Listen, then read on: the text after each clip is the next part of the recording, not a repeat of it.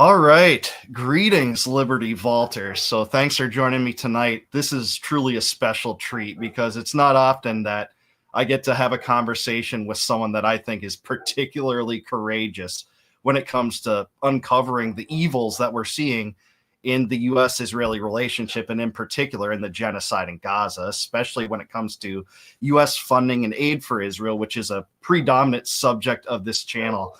But I'm happy to say that tonight we have that opportunity. It really is a special treat because here we have Gaza whistleblower Anthony Aguilar, who's been on many big programs, including Tucker Carlson twice, The Gray Zone. I've seen him on Young Turks. He was interviewed by Piers Morgan and other independent media, podcasters, influencers, etc., to get to the bottom of what he saw there working for the GHF.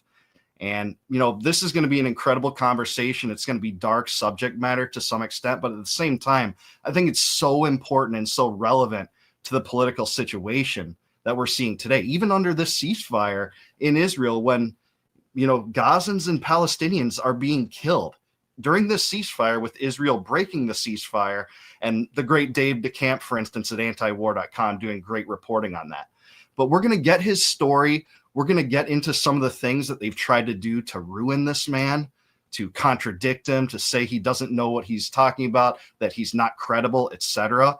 And what this really means for American politics and American foreign policy, and why so many more Americans need to be alerted to that. So just to lay the foundation here before I bring Anthony up to the stage, I will take your super chats. We have some questions that the audience submitted already. We'll go through those with Anthony, and then I'll try to entertain as many super chats as possible. Of course, at the same time, balancing that with courtesy to our guest who's giving us his time.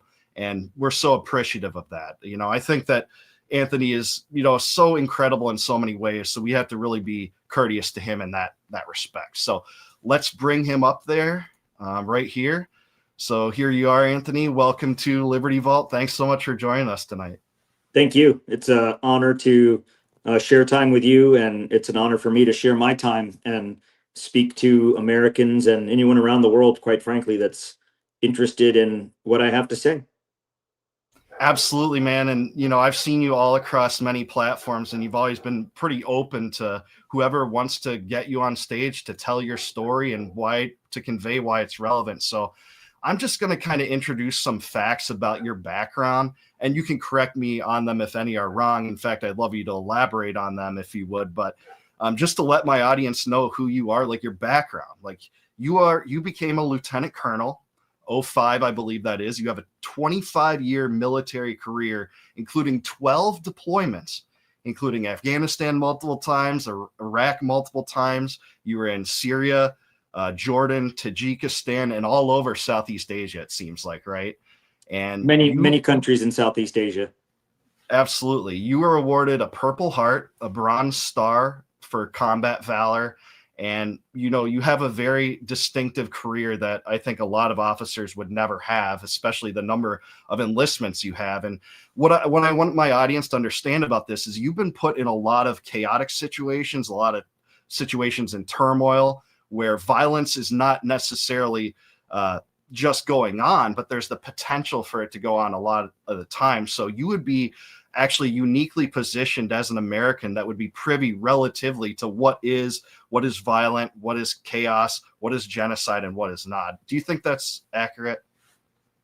Yeah, that is precisely why I wanted to speak out on what I saw, because I felt that that I brought a unique perspective to it, not only being on the ground in Gaza and witnessing it with my own eyes, without the filter of media or someone else's opinion or someone else's reporting, but saw it with my own eyes, with the experience that I've had in fighting war. It dawned on me not too long ago when I was thinking, just kind of reflecting back on my career.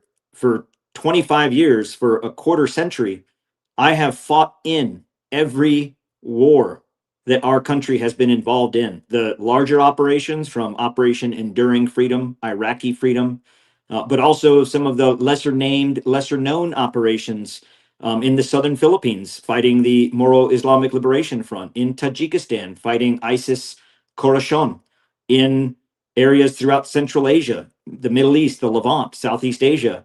So as an officer, the perspective I bring is having an understanding of the laws of armed conflict, the laws of land warfare, and the Geneva Convention. I'm bound to know and understand those as a military officer, especially in the conduct of war. So I felt that it would be critical to the greater body of knowledge to have, from what I experienced in 25 years in uniform to then what I saw in Gaza, and that using terms like war crime or genocide or ethnic cleansing aren't hyperbole or just sound bites. It's factual, based on law and based on international standards of conduct in war. So that's part of how I feel that my background brings value to this, in that I've seen it, I've lived it, and I witnessed what I saw in Gaza with my own eyes. Right on. And, thanks for that introduction. That's like, I think the perfect introduction. And actually, that's a good place to just inject. Really, my first question is, what drew you to wanting to work for the GHF? And technically, you worked for UG Solutions, which was a contractor. But what was it out of patriotism, just because your skill set was uniquely applied to potentially help these people? What was it that you decided to do this job in the first place? That's a great question, and I often ask myself the same thing, looking back and reflecting, because wanting to be a contractor or work for the government or be a government overseas contractor, it's very common in the military when folks retire or get out that they do that because it's in line with their skills, and man, you can make a lot of money doing it, a lot of money. And I was not necessarily interested in any of that.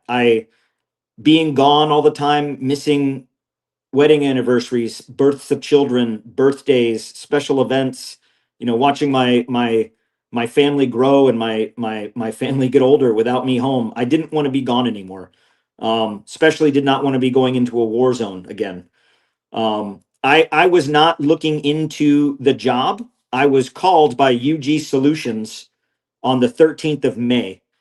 They're North Carolina based. They're here in Davidson, North Carolina, where I live.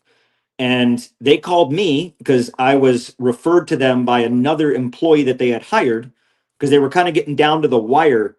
The contract required UG Solutions to bring 300 armed contractors to the project, to the effort under GHF in Gaza. And coming into the last week, they had some folks that backed out, and they were short on some numbers. So they were kind of scrambling. So someone referred me to them, and they gave me a call. It was May 13th. It was a Tuesday. And they said, hey, we're UG Solutions. We're recruiting for special operations background personnel. Are you interested in doing this? I had heard nothing about the GHF. I had heard nothing about UG Solutions. So I asked them, I said, well, that's a tall order. Let me think about it. And the recruiter on the phone, his name was Gideon. He told me, you don't have too much time because we're leaving Friday. Remember, this was on a Tuesday. So basically, the three questions of that interview were, do you have a passport that's good for at least 180 days? Do you have a criminal record that would prevent you from leaving the country? And can you leave in 4 days? Those were the three qualifying questions. So I was a little questioning, so to speak. I was like, what am I getting myself into? But I said, let me think about it, and I'll call me back tomorrow. So I just took out a whiteboard, and I just, I'm used to kind of, vision board. So I took out a whiteboard and I said, okay, what does Tony know? What are the facts? Because man, there's a lot of information coming out of Gaza, the West Bank, Israel, Palestinian side, Israeli side, narratives, what's real and what's not. I think we can all agree that there's a lot of information out there and it's not always accurate. So I just took down, I just basically said, okay, what does Tony know to be a fact? Fact number one, that people in Gaza are starving. Whether you want to classify it at the time as a famine or classify it as genocide or put all that aside, people in Gaza were starving. There was no food going in at all. After March, when the UN and UNRWA were stopped from going in, there was no food going in. So fact number one, there are people, human beings, that are starving. I know from my experience, having been to places of extreme destitute, watching hostages taken by ISIS in Syria, and I've seen starvation at scale, and it is brutal and it is despicable. And to think that there's human beings going through that, um, that that affected me. And so my second fact was that the UN is not allowed to go into Gaza. That was a fact. That whether agree with it or not, the fact is that Israel, through an organization, through an office called the Coordinating Office for Government Activities in the Territories. It's called COGAT. It's a nice bureaucratic way of saying total control of Gaza. Nothing was going in. So people are starving, no food was going in. And this organization, the Gaza Humanitarian Foundation, that no one has heard of, has been given permission by the Israeli government, backed by the United States government, to provide food. So those are the three facts I knew. Starving people, no food going in. This was a way to get food in. So I said, yes, I will work for you. I went in under the understanding and the auspice that we were there to provide humanitarian aid at scale for the population to address an acute need. That's what I was told. You know, when UG Solutions called me on the phone, they didn't say like, "Hey man, looking for some guys that can keep their mouths shut because we're going to go into Gaza and we're going to pretend to feed people, but we're really going to starve them and we're going to do it under this facade of humanitarian aid. Are you down for that?" Like, that's not how it was pitched to me. It was pitched to me as a humanitarian aid operation, and so I wanted to help, and that's why I went. So 4 days later, Tony Aguilar found himself on a plane flying to Gaza. Right on, and thanks. I want to dive into a lot of that stuff. You know, you brought up a lot of topics like the reduction of aid centers. You brought up, you know, the GHF and why they didn't really have much background in doing this, especially its, you know, leader, Johnny Moore. We'll talk about that in a second too. Also, before we get into that though, I did wanted to ask you, and this is something that I actually don't, maybe others have asked you, but I would like to know, going into this, did you have any preconceived notions about the IDF, their professionalism, about Israel, and or the Israeli United States relationship in general? Like, did you have any impressions about this before you went to Gaza, or personal opinions about how this affects our foreign policy? In terms of how our relationship with Israel, but also our involvement in the greater Middle East and quite frankly through the world, have raised deep questions for me about our foreign policy, or what I would say the lack thereof in many years. However, the narrative in the U.S. military, the narrative to us was that, you know, the Israelis are our most important partner in the world. They're the best trained, most professional army in the world. And when I asked that question, I was like, well, even more than us? I mean, why? What do you mean in the? I mean, what about you? Mean second to us, right? Nope, they're better than us. And I'm like, well, that's concerning. So there's all this. There's this perception, and to be honest, my military career as a Special Forces Green Beret, we get kind of trained and kind of brought up in a specific part of the world. My background in training was in Southeast Asia and the defense of Taiwan. So I was very much deep into the South China Sea, the Solomon Island chains, the second and third island chains of that, what that would look like. I deployed to Afghanistan and Iraq a lot because we had rotational deployments. But when I'm not deployed, that's where my focus is. So I understood kind of the dynamic, but it was always told to me from people that now that I've come to learn have never even really been there either. They're all like, "Oh, they're the best. They're awesome. They're the best." So when I got there, I had that notion. I had the notion going in that Israel, they're the most moral army in the world. They're fighting a just war, and they're doing it in the most humane way possible, more than the world has ever seen. And everything was Hamas's fault, and Israel did nothing wrong, and they're just defending themselves. And by God, you know, they're on the right side of history because they're even feeding their enemies. I believed the Haspera is what they call it. I believed all of that. In fact, the day they got us there, the day we landed in Tel Aviv, after we got our luggage, we got on buses, charter buses, and they were taking us to our various hotels. They were going to split us up. but they took us all and they took us to Sterdot. Sterdot is a location just outside of Gaza on the Israeli side of the border on a hilltop. It's biblical. It's where the Crusaders first crossed over the hill of Mount Joy and saw the vision of the Holy Land. It's historically important, and Israel has turned this spot into an overlook that overlooks the entire Gaza Strip. You can see on a clear day, you can see the whole Gaza Strip out to the Mediterranean.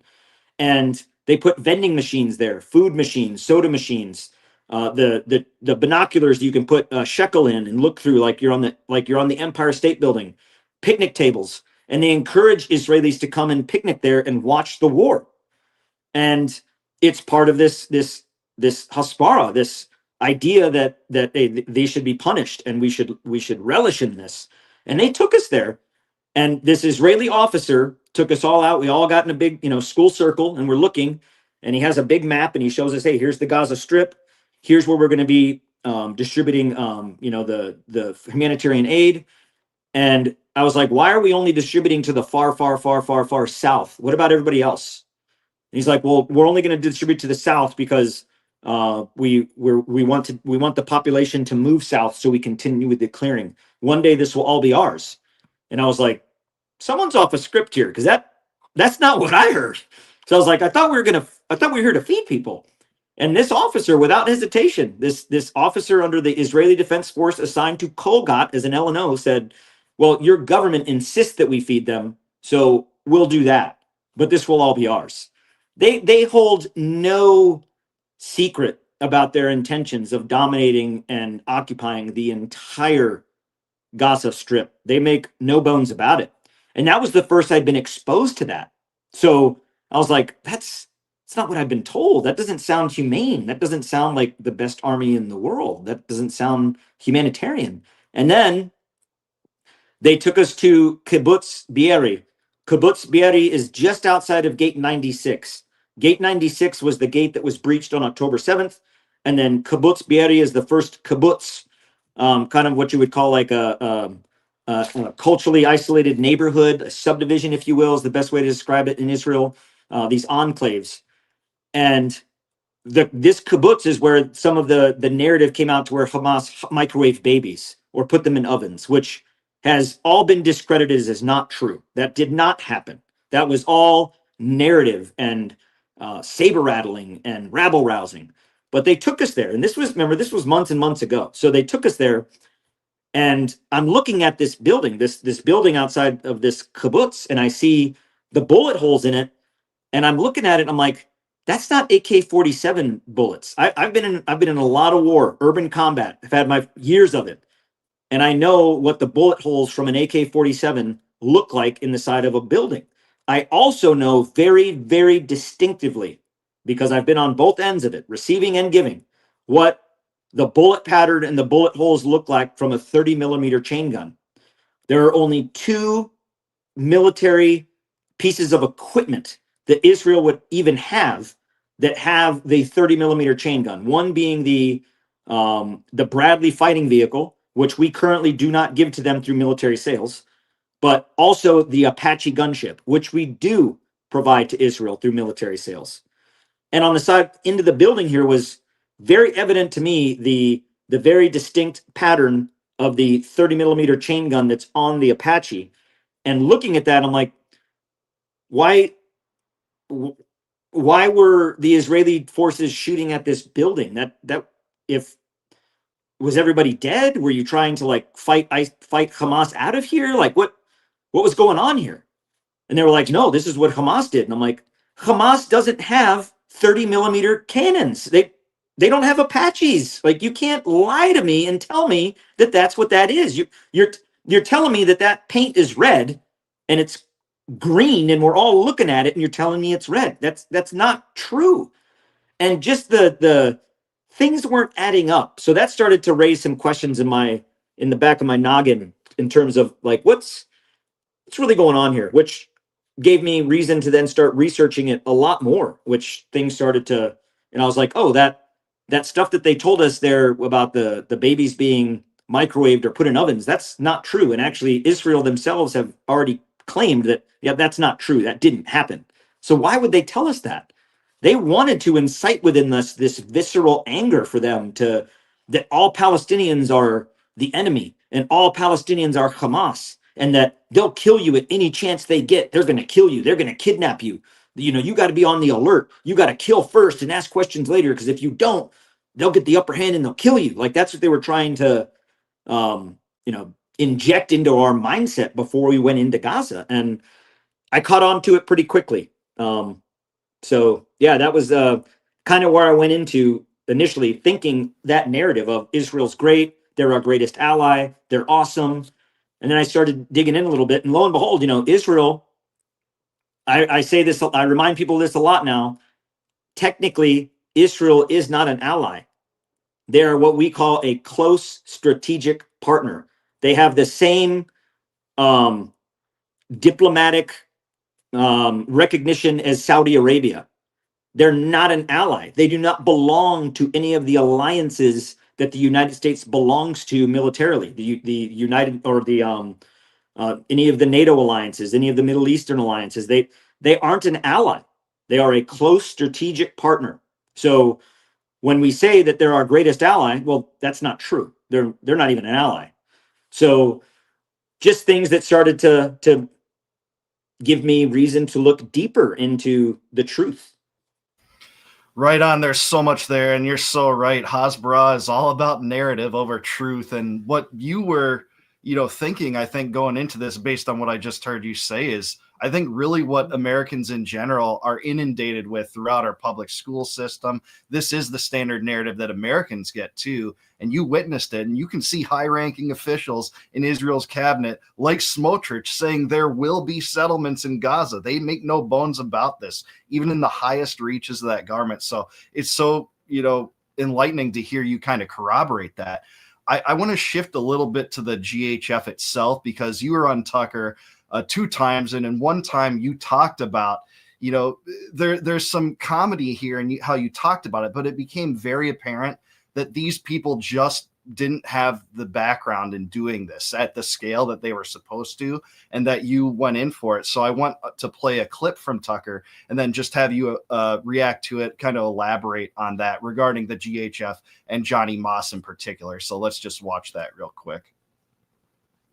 Safer grading a driving test by Ray, listening to Johnny Moore talk about humanitarian assistance. Sorry, we'll restart it real quick. I'd be safer grading a driving test by Ray Charles than listening to Johnny Moore talk about humanitarian assistance. He has no background in there. When Johnny Moore visits, you roll out the red carpet. So of course, when he gets there, everything's great.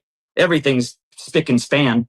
But what's funny is that it wasn't spick and span, because while he was there, as he's standing there talking, you can hear machine gun fire in the background. I mean, it's akin to Baghdad Bob in 2003 proclaiming on CNN that there are no Americans in Baghdad as an M1 Abrams tank rolls right behind him. There are no Americans in Baghdad, and an Abrams tank from the third ID comes right behind him, and he looks back and he's like, "Okay, there are some Americans in Baghdad." Like that's like that's like what this is right now. It's like, no one's starving in Gaza. Well, that person looks like they're starving. Okay, there's some people starving in Gaza. It's like, when is America going to wake up to the garbage? This is real. Like, people are dying. And man, my jaw dropped when you relayed that story. So can you talk a little bit about that? Like, what is the GHF? Have you learned more about that since then? Oh, I have learned so much more, and it is frustratingly disappointing. And that this is where humanity has come to where, the new facade of how to get into places to make money is, well, sell yourself as humanitarian aid. I mean, it's kind of like the, when, guys going door to door selling the old vacuum cleaner, and they'd say, "Oh, look, I'm going to pour this dirt on your carpet and I'm going to vacuum it up for you." And they show you how much it sucked up. And it's like, well, you just put that there. So like, what do you like? No, I'm not going to buy this from you, but they hook you. And before you know it, you got a $5,000 vacuum cleaner that you don't need. That's what they do. They hook people through this need of humanitarian aid, but they don't know what they're doing. And I really think that they made a mistake in hiring me. They wanted people that didn't know what they were doing. They wanted people that didn't have experience, and they wanted people that I wouldn't say necessarily didn't have a conscience, but they hired people that they wanted to have that mindset. For example, Johnny Moore, the director of the GHF, a self-proclaimed and proud evangelical Christian Zionist. Period. That's his words, not mine. That's a dangerous mindset when you're talking about operating in Gaza with a Palestinian population. I'll just leave it at that. I don't pretend to be one way or the other, but I'm saying it's like was in that article that someone did an interview with me. It's like having the KKK hand out food in Nigeria. That you wouldn't do that. You just wouldn't do that. So the Gaza Humanitarian Foundation, on the very first day that we started operations, the director of GHF at the time was not Johnny Moore. It was a gentleman named Jake Wood. Jake Wood, his pedigree is from one of the early days, co-founder of Blackwater, great organization, great humanitarians. Tonight, Anthony. You're on a roll, man. And then goes into, then he founded Triple Canopy. Oh, they did great things in Africa. Let's follow that model. So this is where things started to get really sketchy for me, because it's like I started to if you go into like a business and they just switched over names, but they haven't changed out the stationery yet, and you're like, oh, I thought we were Burger King. Why do we got the McDonald's stationery? Oh, we haven't switched it out yet, but hey, McDonald's sucks. So I was like, okay, well, we still have all their stuff. So there is a company in Israel called Constellus. This company has existed, and they have been operating in Israel doing paramilitary pseudo government contracting for years. The guy in charge of the Israeli portfolio, the day before October 7th, resigned from his position, but he stayed in Israel and cooked up this new company called Safe Reach Solutions, just coincidentally. And then he stayed and started offering other services to the Israeli government inside of Gaza. And then after March of this year, when the peace agreement, the first one earlier in the year, fell apart, poof, here's Safe Reach Solutions to the rescue. We'll deliver the aid. Oh, well, we can't make it look like it's a private company. We need to layer this with something that looks more humanitarian. So a little bit of magic, poof, the GHF came. That's how it appeared. The GHF didn't exist until March of 2025. Poof. Where did the money come from? Nobody knows. Who's backing them? Nobody knows. Who's in charge? Oh, Jake Wood, who conveniently, just before the end of the ceasefire, stepped down from Constellus and then got rehired by Safe Reach Solutions to step up into the GHF position. You ain't got to be Matlock to figure this crap out, man. It is corrupt to the core. So they set up the GHF. Jake Wood, who I would not put on the top shelf of moral humanitarian actors, on the 26th of May, he stepped down from the GHF. He said, I cannot be a part of this. It will not be done in a humanitarian way, and I can't be a part of it. When Jake Wood says he can't be a part of something, and you better take a look over both shoulders of what you've gotten yourself into. And I did. I was like, whoa, what is this? I mean, come on now. Like that's like Jeffrey Dahmer saying, hey, I'm a vegetarian now, guys. And you're just like, whoa, what happened? So it was eye-opening to me, like, what is going on here? And then the Boston Consulting Group, I don't know if you've heard of them. The Boston Consulting Group was contracted as consultants, if you will, paid consultants to design the Riviera plan of what Netanyahu and others in the US administration, even back to the days of Biden, have called the day after plan. What happens after this war ends? What do we do? So the Boston Consulting Group got in at the ground floor and they built this Gaza Riviera. I have seen it. I was at the headquarters of Southern Command of the Kolgat office. I was in there in this boardroom getting a briefing with them, and they have a map that is just like what you would see a mayor have in his office of a city layout. And it's Gaza. And it has the Riviera, golf courses, the Salah ad-Din road that runs through the center being torn out and turned into a Riviera with condominiums, the Elon Musk Technical Park, a high-speed rail train, industrial companies moving in, this whole plan. And I saw that and I was like, that's cute, that's kind of funny, but like, what? That's not serious, is it? But when I looked at the date on the map of when it was created, 2021. 2021. The Boston Consulting Group already had plans laid in for what the day after would look like from the war in Gaza. Well, October 7th, 2023 didn't happen for 22 months later. Why 2021? So it leads one to think like, man, this is nefarious. And then you peel it back a layer deep. What is the Boston Consulting Group? We'll look it up. A member of the board is Benjamin Netanyahu, and Benjamin Netanyahu worked for the Boston Consulting Group 2 years after his first job out of college. Huh. What? Like, are you kidding me? That's like having the Nazi party build a synagogue. What are we doing? How are we allowing this?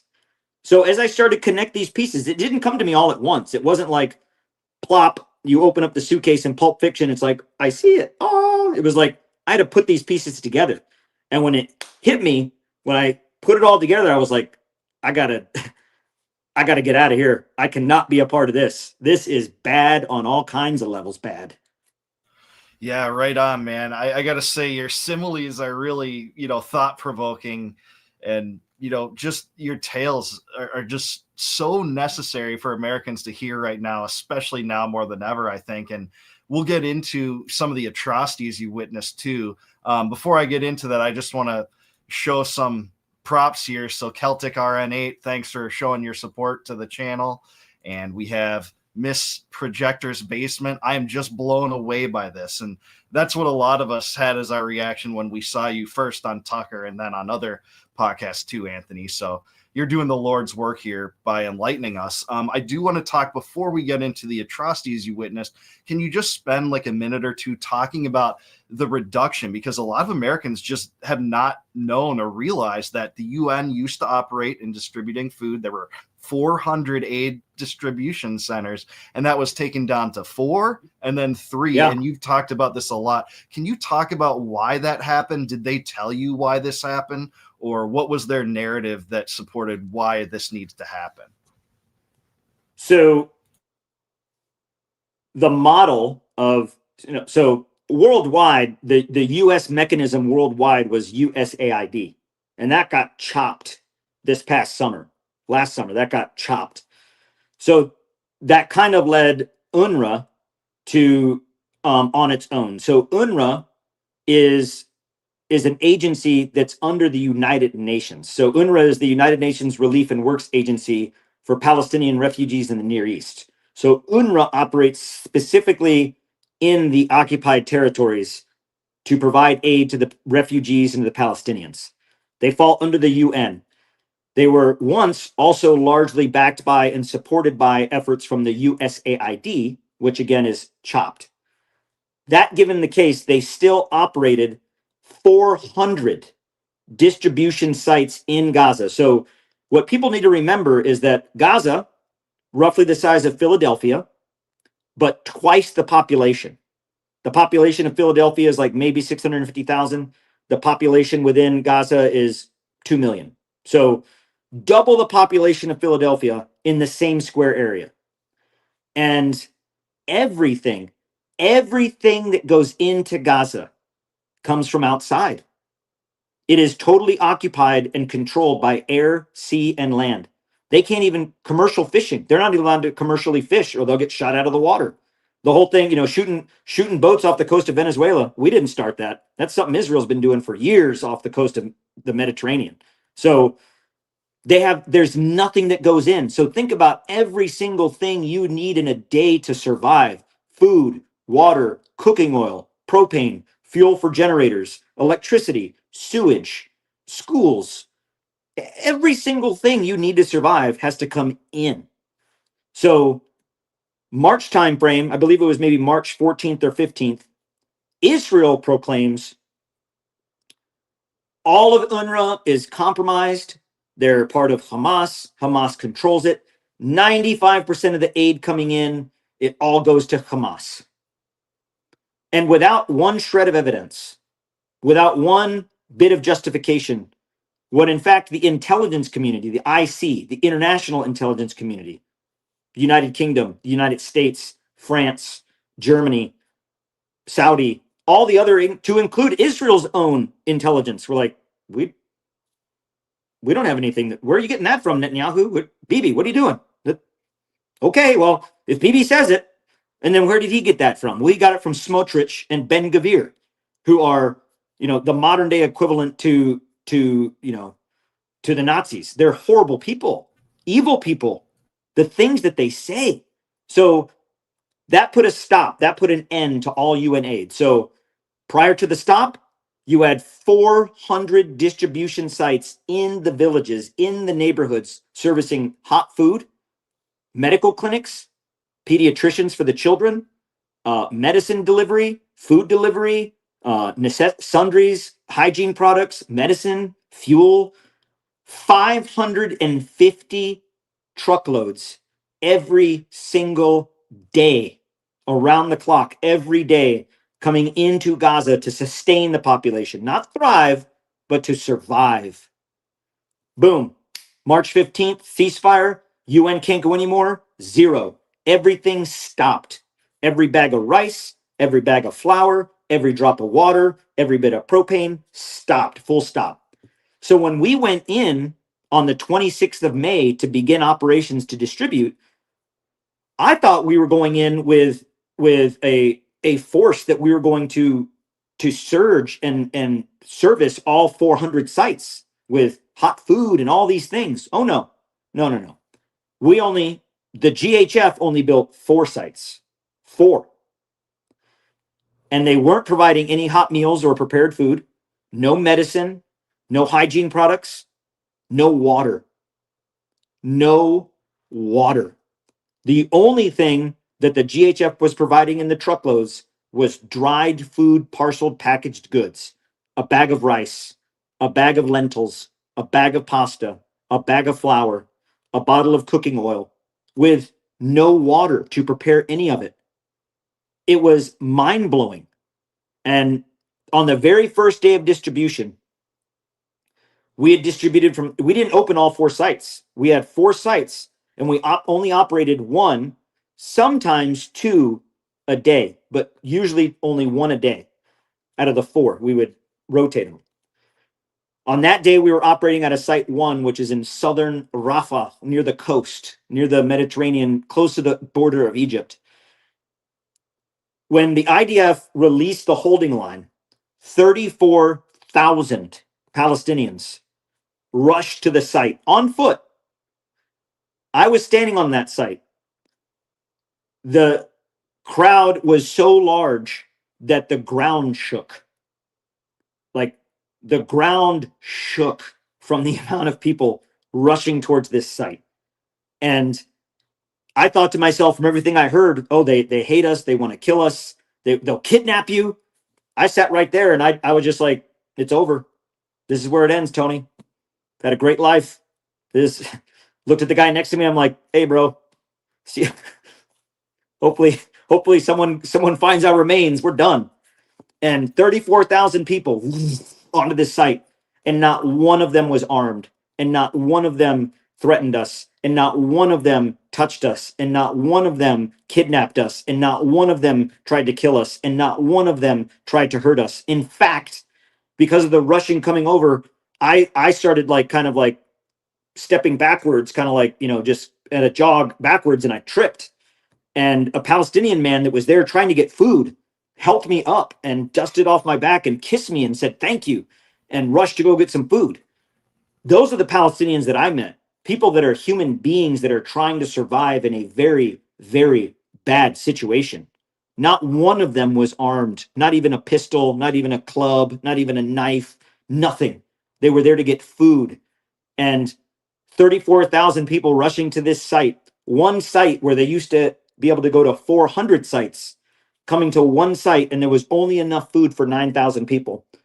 You think, man, anywhere in the world, you would have seen a riot or violence or protest. No, they went home and waited till the next day to get more food. So this narrative of the violence, and they hate us and they want to kill us and they'll take our opportunity to kill us and kidnap us and etc. Unequivocally not true. I went to every site. I didn't work at just one. I worked at all 4 sites. And I did part of the mobility team because I was the Joint Tactical Operations Center director. So I was in charge of all 4 sites and the mobility, not in charge of like making decisions, but in charge of like daily operations. And so I had to go everywhere. I saw all the sites. I came face to face with hundreds of thousands of Palestinians, and not once did I ever see one armed, and not once did one ever threaten.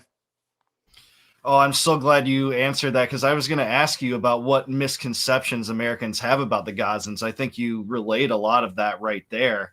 I do also want to talk to you about the atrocities you witnessed, and you've touched on that a little bit already, but you are, famous for having said on other podcasts that the IDF treats the Gazans worse than animals. And that it's so horrific to even hear that about human beings that, you're exposed to as part of your contracting duties. But can you talk about some of those atrocities, whether it's the, firing automatic weapons, the stampede inciting stampedes, and any kind of things like that would open people's eyes to what's really happening? Well, so on the 24th of May, I went into Gaza with the IDF. They escorted a select few of us to go to the site so we could actually see them.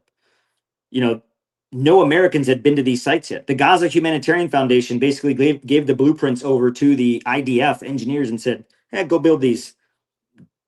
We weren't even going to get to see them before the first day of distribution. And I was putting plans together, and I was like, okay, how many trucks can we get onto a site at once so we can do? What does that matter? I was like, well, geography matters. Geometry matters, to where if a truck is 40 feet long and I only have this much space on a site, how many trucks can I cycle through at once in order to get trucks through? I need to know the geometry. So how big is the site? Oh, we don't know. What do you mean you don't know? Like, who's in charge around here? So I asked the IDF that night. This was like on the 23rd. I was like, we need to go to these sites to get eyes on.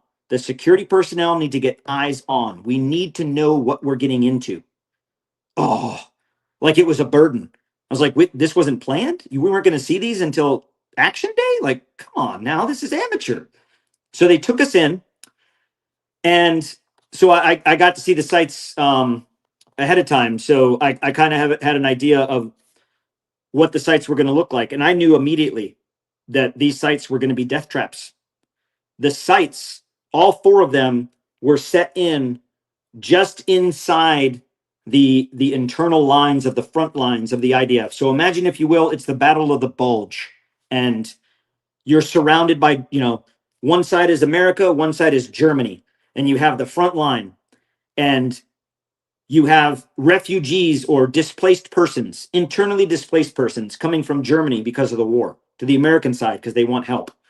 And you put the areas to feed them right on the front lines. Like, you put an area right on the front lines and you say, this is where we're going to feed the starving and the sick. It doesn't make sense rationally, but that is also a war crime, forbidden in the Geneva Convention, to put the unarmed population in harm's way. So I saw these sites and I was like, hey, this ain't gonna fly, man. We can't deliver to these sites. Your forward line of troops, your flot, is right in the line of where these civilians are going to be walking to get food. You're deliberately putting them in the line of targeting between you and the enemy. or the known or the suspected enemy. We can't run these sites. And I was told, hey, shut up, this is how it's going to be done. And I was like, so I started taking notes. I'm like, man, this shit's going to get ugly. And sure enough, you know, on the mindset that Israeli soldiers had, again, influenced, if you will, psychologically influenced by this hasbara that comes from the highest levels, that y'all, you know, shoot to kill, ask questions later. They're animals. They all want to kill you. They're evil. They're animals. They're less than animals. And I mean, just imagine when we drove into Rafah. So the 3 sites in the south, one being close to the beach, as you come down what's called the Philadelphia corridor from the Israeli border towards the coast on the Egyptian border. The furthest site was on the coast, so it was pretty flat, kind of near the beach. The second site was in an area that had been flattened, razed to the ground and flattened months and months ago. The third site was in a part of Rafah that had just been destroyed that week. Like the week that we were planning and preparing, they were bombing that part of Rafah. Like every night, like every day and night, the bombs coming in right on the other side of the border were, you know, we had shrapnel flying onto our base in Israel, and they leveled it to the ground.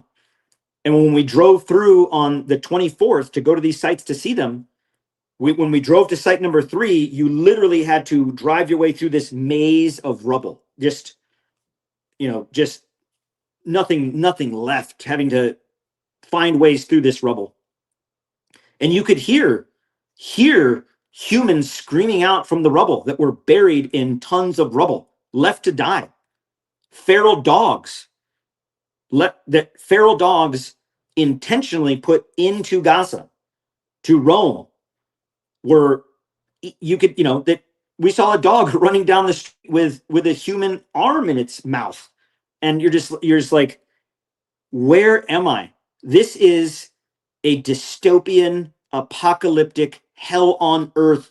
What is this? And at that point, all of my assumptions that I had made, it hit me that Israel is intent on a genocide. They're doing it, and it's intentional. And it was so obvious at that point to where what they were doing. Now, at that point, what I had not tied in yet was GHF's complicity in it. So I had a picture of, okay, this is what the IDF are doing. I still thought in the notion like that the GHF, we're still there trying to help.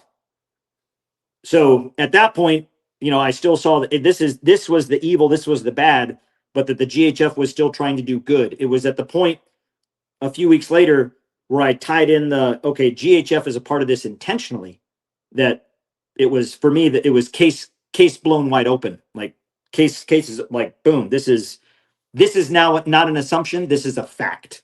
And I had to get out of there.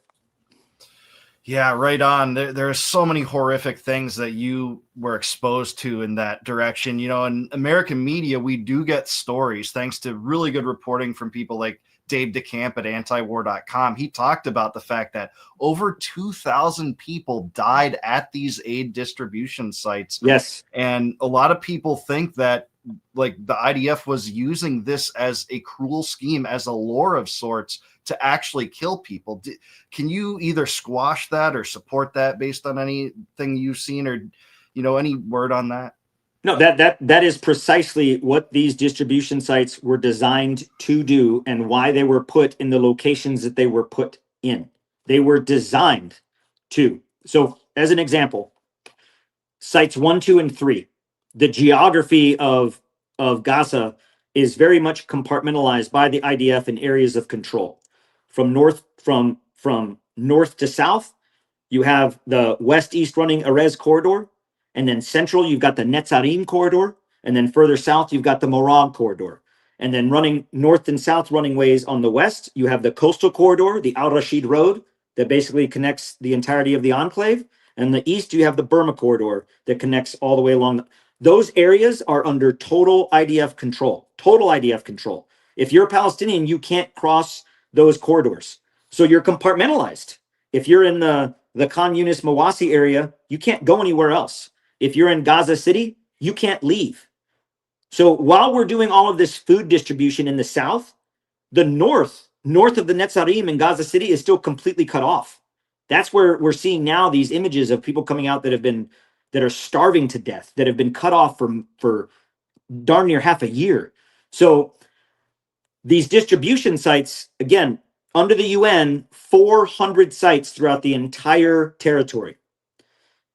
Now down to 3 that were operational, because the 4th one got shut down very quick. So I really only say 3 in the far south, where if I'm a Palestinian and I live in Khan Yunis, and I'm told through messaging that on Tuesday at 5 a.m., site 1 is going to be open for this area to go get food. Well, I have to start my journey very early because you can't drive to the site. You have to go on foot.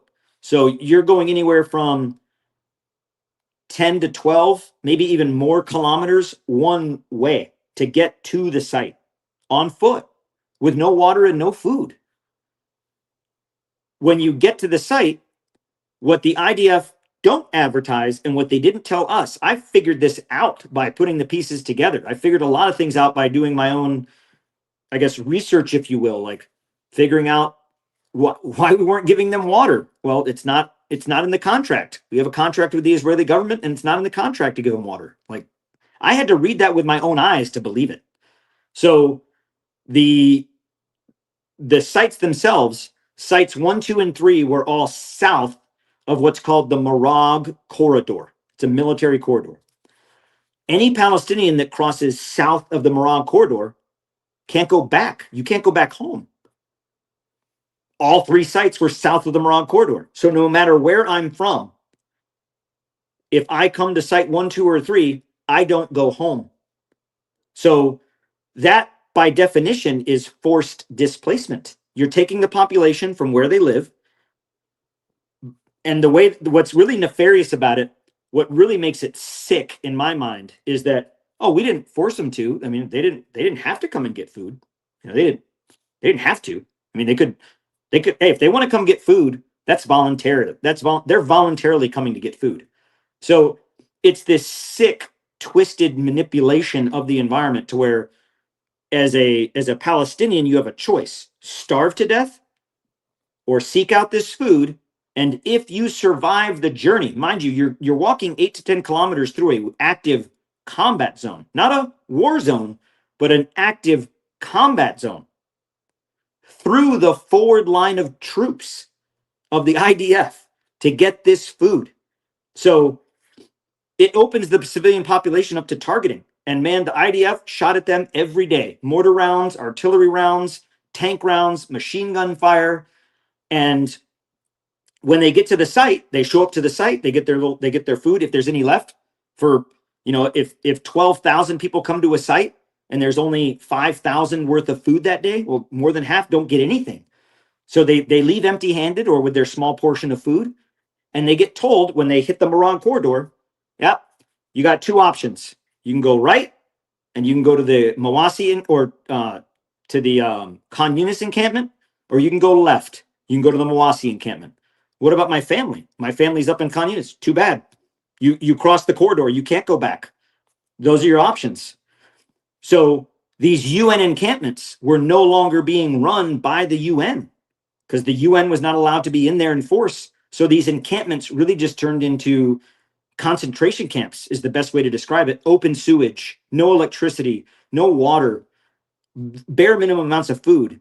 And these encampments, we've seen this on the news over and over and over again, would frequently get bombed. So that's how they set this up, and it was intentional. So the notion that these sites were set up with a small amount of food as the bait to bring Palestinians south and then hold them to where they could never go home was absolutely part of the plan. That is the planning that the Boston Consulting Group put into they used AI on this to calculate, you know, how many sites do we need that can draw just enough, but not too many, but also, you know, not too little, to where it looks like it's too nefarious. And they've done all this by calculations. It's all been done by this design. It's a designed genocide through targeting and starvation, food as a weapon. That is absolutely the correct description. The weaponization of food. And the United States, hand in glove, part of it and knew about it. Oh, it's just so pernicious. It's so malevolent and evil in the deepest and darkest levels. But thanks for telling the truth about it. It's, I'm sure you know this, but the forced displacement of peoples, especially children, is one of the 5 qualifiers under the Geneva Convention as a genocide. So even if you took off this mass starvation and the killings of multitudes, a lot of people think it's north of 100,000 people, that would still be a qualifier for genocide that we're seeing. So just horrifying. I did want to ask you, because this is one of the ways that your adversaries that are saying that, you're just a charlatan have tried to ruin you. They've said this story that you told about a young Palestinian boy named Amir. They're saying that, the story he told about Amir, a kid that got some scraps and, kissed your hand, I believe you said that, and he was later murdered. They're saying that, no, we've confirmed he wasn't murdered. We have it on video. We've compared the shirt. This is just a disgruntled employee and a total fabrication. Can you squash that or answer that to any extent? Yeah, I'll tell you. The young boy, his name was Amir. On the 28th of May at distribution site number 3, I was there. In fact, that part can be put to bed because the images and the videos that GHF use are the videos that I took. They're my videos and pictures. So I was there. That young boy was there. That young boy and I talked. That young boy, as the world can see, got nothing but scraps. Not a meal. That young boy's father killed in an airstrike. GHF confirmed that themselves in their little pseudo story. Mother displaced, separated.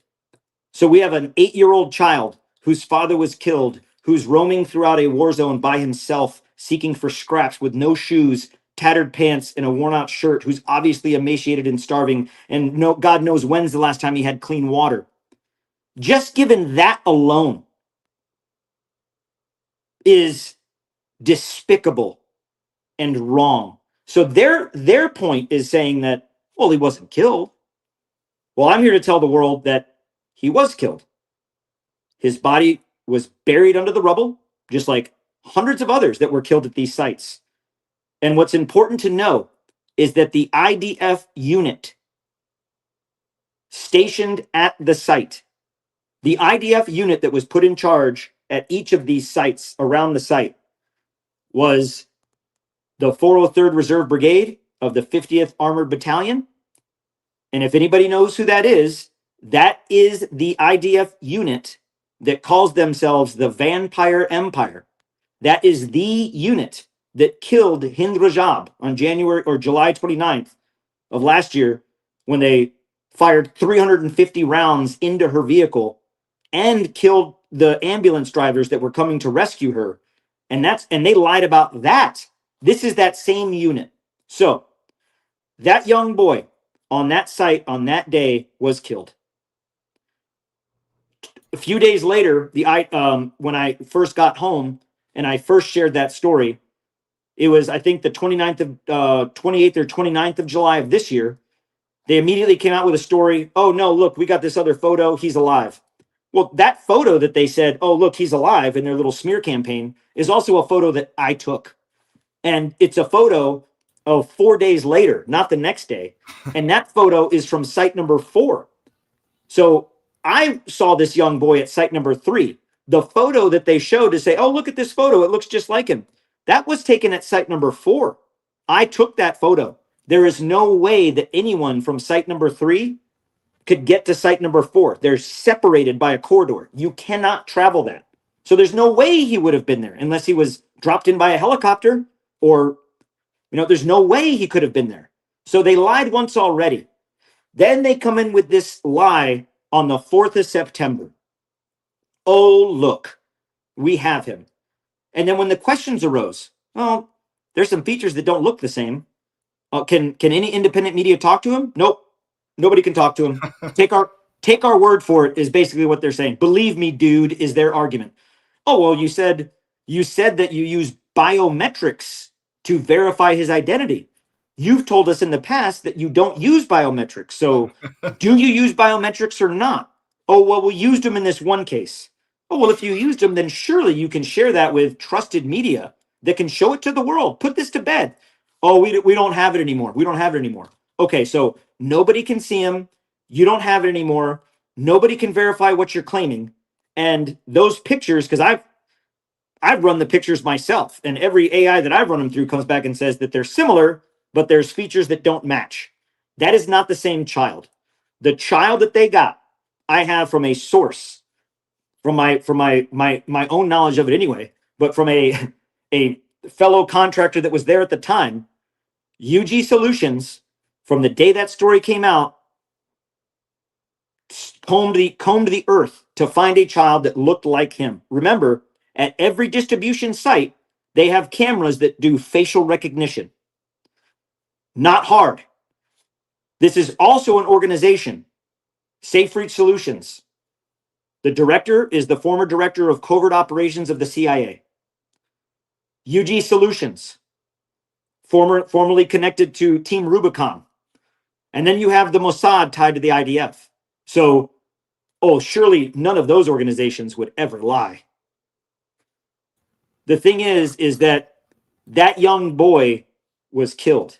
That young boy was killed just as many thousands were. And what people should recognize and notice is that in that smear of me, let's just say he didn't die. Let's say on that day he wasn't killed. I surely saw him die. But let's just say, for sake of argument, he wasn't killed. Does it make shooting at him justified? The act of shooting at unarmed civilians is already the war crime. Killing doesn't make the threshold of a war crime. The act of just indiscriminately shooting at an unarmed population is already the war crime. So whether he was killed or not doesn't matter in the fact of that there are war crimes. Now, if they want to say, oh, well, he doesn't know what he saw, we're going to smear his character and say he's not alive, then why can no one have any proof or verification of this? I know for a fact that they found a boy that looked similar. They offered him and his family money, $10,000 US, and a trip out of Gaza. And by the way, that kid stayed there in Gaza for weeks. He didn't even get out. They promised him that and couldn't even get him out until weeks later. And they finally were able to orchestrate him getting out. Well, so now you just displaced a child from their home. So now we're human trafficking? This organization is corrupt and they lie and they are spending American tax dollars on doing it. And if anybody believes that child that they portrayed on the 4th of September, remember they said that they found him on the 25th of August.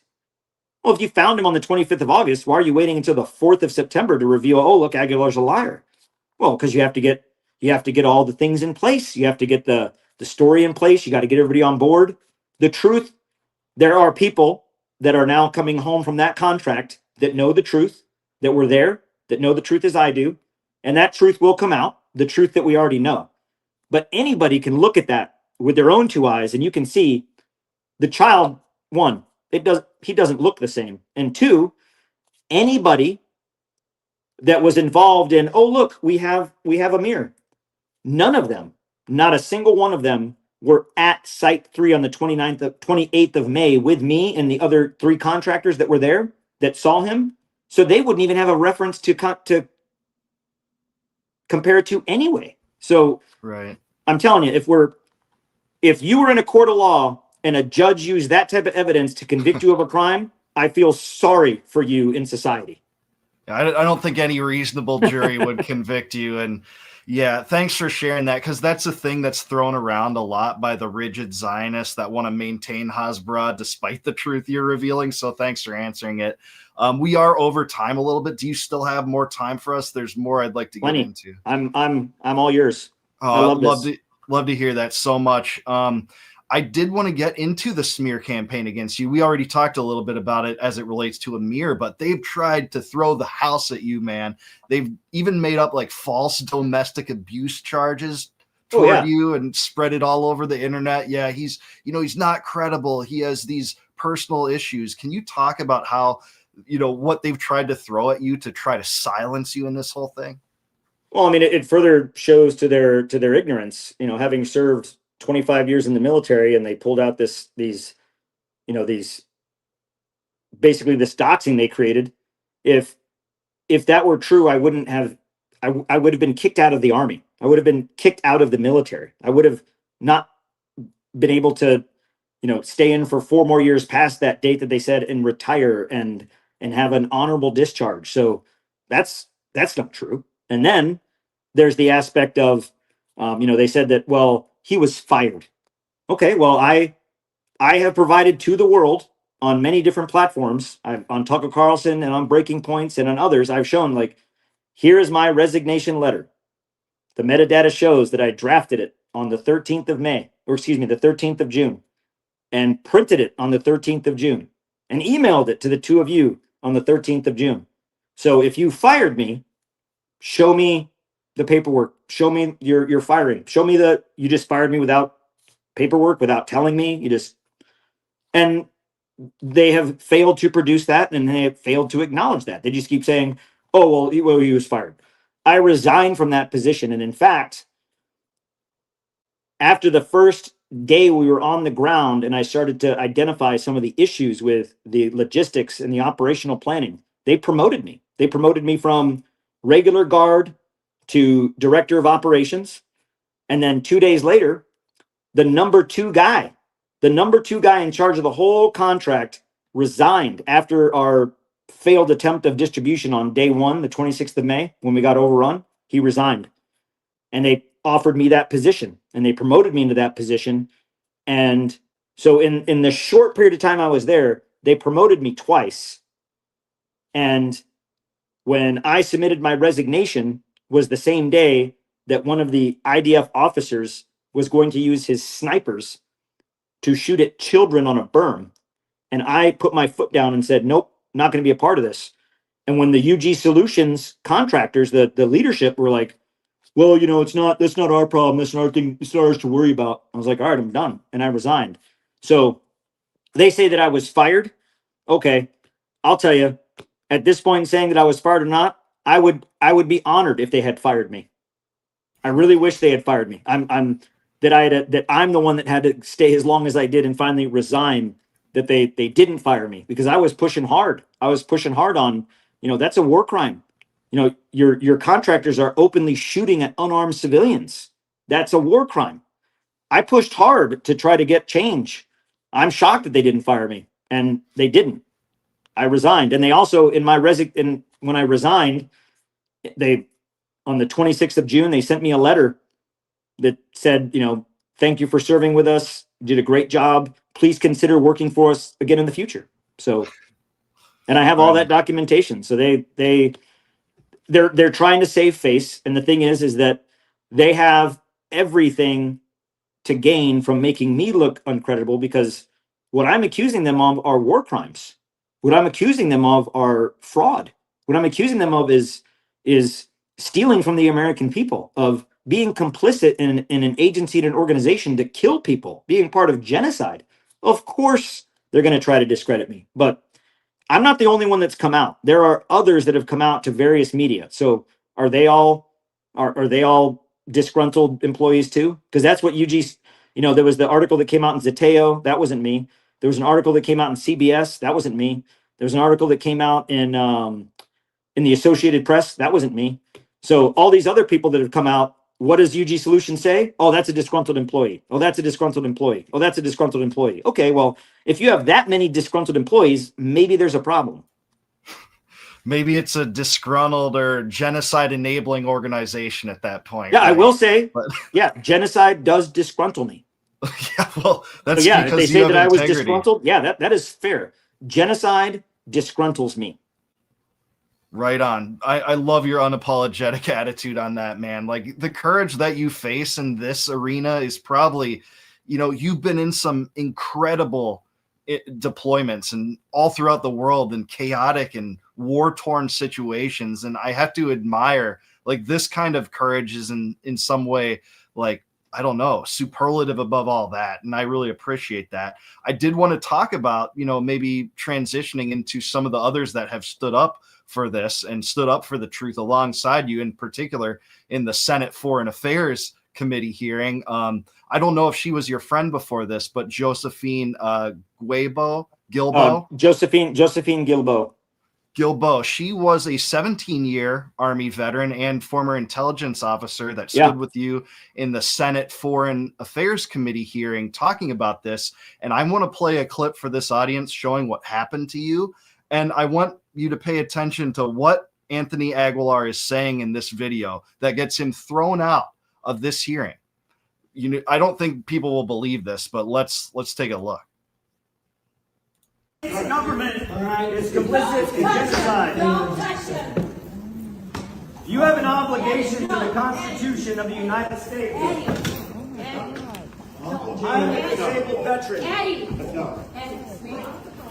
There's a genocide! There's a genocide! Stop! You are all complicit in genocide. You're complicit in a genocide! You're complicit in a genocide! The U.S. Stop the Congress bomb!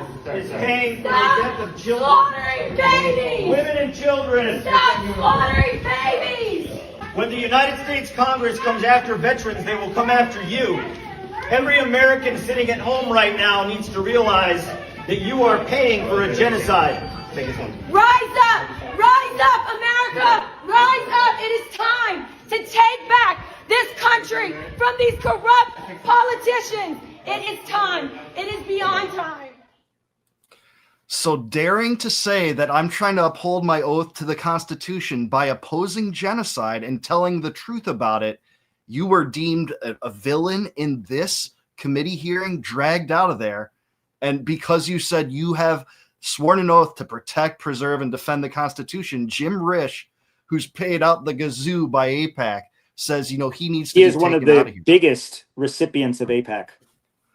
Yeah, expound upon that. What was that experience like? And do you think that this opened up some eyes? Do you think it just puts all this on display for Americans to see what we're up against and trying to shut this down? So that was on September 3rd. So again, I think it's coincidence that September 4th is the day that the GHF came out with their Amir's alive story. The day after that happened, as a way to try to discredit that. But so the background to that is that we didn't just get a wild hair up our ass and decide one day we're just going to go in and protest just anywhere. That was the Senate Foreign Affairs Committee.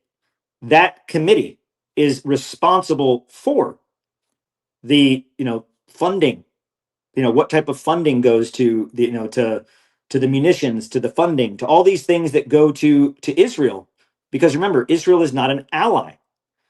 Everything we give to Israel through foreign military sales or through sales isn't through an alliance pact. It's through foreign sales that our Congress approves of with money at their disposal. And it should make every American question whether or not what they're doing is nefarious or not. But the chairman of that board receives money from a foreign government's political action committee to then side with them about giving them money. And keep in mind, before the government shut down on 1 October, and we were shut down for 43 days, on 1 October, the United States still cut its $3.9 billion check to Israel. Who approves that? The Senate Foreign Affairs Committee. So the month prior to that, remember, they had gone on a recess. The House had gone on a recess.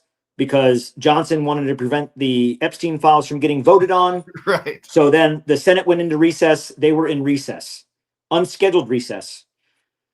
So prior to their recess, myself with Doctors Against Genocide, Josie, and others, we had been going to Congress, exercising our constitutional right to petition, protest, and air grievances to the government through the proper channels, making an appointment, going to their office, sitting down and talking to them. Senator Risch's office was one of the few that was not only not willing to listen, but obnoxiously resistant to where, let them all die. Let them all die. Hamas started this. We stand with Israel. Kill them all. It'll be better when they're all dead. Basically, I felt like I was talking to the US version of Smotrich. Just narrative talking points. And talking to them, I talked to them, I was like, the United States government is in violation of law. So what Josie saw, Josie was still on active duty when she resigned in protest. She, as an intelligence officer, had been working in a special section of the military intelligence world, where she was very much privy to the targeting information, where the Israelis were targeting mosques, targeting schools, targeting non-military appropriate targets. And she raised this to her command. And the United States, in allowing and being a part of what we're doing, is in violation of the law, period. It's in violation of the law. Not only the UN, not only international law, not only Geneva Conventions, but it is also a violation of US law. US Code 18, Section 1091, Geneva Protocol, Genocide Protocol. We are in violation of our own laws. And when I went to Congress that day, I didn't storm into the room. I showed up early, just like anybody, any American can. You can go to the halls of Congress. You can look up what hearings are that day, and you can go to that hearing. The only thing that keeps you from going in is if you show up late. Show up on time, you get to go right in and sit there and watch diplomacy in action, or watch democracy manifest. And I showed up that morning, I got in line, signed in, went in there, sat appropriately, let the chairman and the majority or the minority leader, Senator Shaheen, say their part. And when the comments were turned over to the floor to the witness, what our Constitution allows, what our rules allow, is for the people to speak. So all I did was I stood up and I held the Constitution up and I said, we are complicit in a genocide. That's a fact. You have an oath to the Constitution. Fact. Every senator, every representative, everybody in the government takes the same oath I took as a United States Army officer. The military oath for officership is the same as any officer in the government takes. You swore to uphold the Constitution of the United States against all enemies, foreign and domestic. And you take that obligation freely. Period. That's it. Period. Not to a political party, not to the president, not to the Congress, not to the Senate, not to a foreign government, not to a bill, not to a lobbyist group, to the Constitution, period. And what we are doing, our government is complicit in genocide and violating our own Constitution and our own laws. And when I said that to him, Jim Risch responds with, off to jail. Those were his words, off to jail. And the Capitol Police hauled us out of there. And they made it look dramatic. They made it look like you're being arrested. You broke the law, to dissuade people. And I want to tell everybody, the only what we were charged with was simply just like the same violation as jaywalking. We broke the rules of decorum because we spoke out of turn. We didn't break the law because the law allows us to be there and to speak when we spoke. I didn't interrupt the chairman speaking.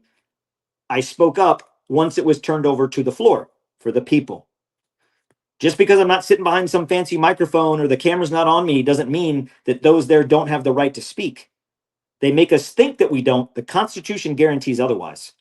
off to jail. I got detained because we violated a rule of decorum. They have a list of rules of decorum: no smoking, no guns, no chewing gum, no photography, no loud noises, no speaking. So they hauled us out of there because we broke a rule of decorum, but they want it to look dramatic. They want to discourage people from doing it. And it's not that scary. And I'm telling you, I've gone to a lot of committee hearings lately just because I'm now interested in what are they hiding in plain sight. I went to the Intelligence Oversight Committee where they were swearing in the new judge or one of the new attorneys for DOJ. That same dude that's now in the DOJ saying that we can just arrest American citizens. And I sat there, and when that chairman is Tom Cotton, but when the Democrats asked, if you're given an order by the president or by your boss that violates the Constitution, will you disobey it or follow it? Yes or no? What's your answer? Well, it's complicated. This is the attorney that's now in charge of making decisions in the DOJ. The question of violating the Constitution, no matter who orders you to do it, should be a simple question. Will you disobey an unlawful order given to you if it violates the Constitution? Yeah, I would. Amen. That shouldn't be a question, man. So it's opened my eyes. And the thing is, Americans, you can go right in there and watch. It's great entertainment. It's better than Judge Judy. Right on. You'd think by these people's actions and how they act sometimes, they pretend that you and your fellow servicemen and senators and congressmen actually took an oath to protect and preserve and defend Hasbara rather than the U.S. Constitution. It's starting to feel like it. Doesn't it, though? I do want to go back to Gaza real quick on one question. This is from a friend of mine that's an independent journalist, and I thought it was a great question. I'd love to hear your answer on it because, as you said, we get one narrative and, I don't know what's true. They don't know what's true. Who knows what's true better than the people that are there and actually interacting with these people, especially when they're banning journalists. But his question is what's the relationship for the average Gaza resident between the Gaza resident and Hamas? Are they truly under the thumb of that regime? Are they really under the thumb of the Israeli regime? Is it more like a mafia, or is it like a regular person and their family? If they hate Hamas, is there any recourse for them? What avenue do they have, really, if they have any whatsoever, to oppose Hamas at all? So I was actually going to look for I have a, I'll find it, but so that's a great question. It's akin to, if you recall, in the invasion of Iraq and post-invasion, mission complete, aircraft carrier, President Bush. Yeah, we've still been there for 20 plus years. We're still in Iraq, by the way. The notion of de-Baathification, right? Anybody that's associated with the Ba'ath Party, we're getting rid of you. Well, that would have been everybody. We're like, oh, okay, we can't do that. By the way, we learned that after World War II with denazification and realized, well, everybody was a Nazi because you had to be. So there are, Israel will say, Hamas, Hamas, Hamas. They elected Hamas into office in 2007. They put Hamas there. What choice did they have? Because Israel has long since, for a long time, stood against the Palestinian Liberation Authority and the Palestinian Authority that has authoritative governance in the West Bank, to bring them under one. Israel never would allow that. So in a way, Israel cut off any other avenue who would govern. So if the choice is, well, we want to continue to be occupied by a foreign government, i.e. Israel, or have self-sovereignty and self-determination under our own government, of course they're going to choose that pathway. There's also evidence that over the years, Hamas has been continually funded by Israel.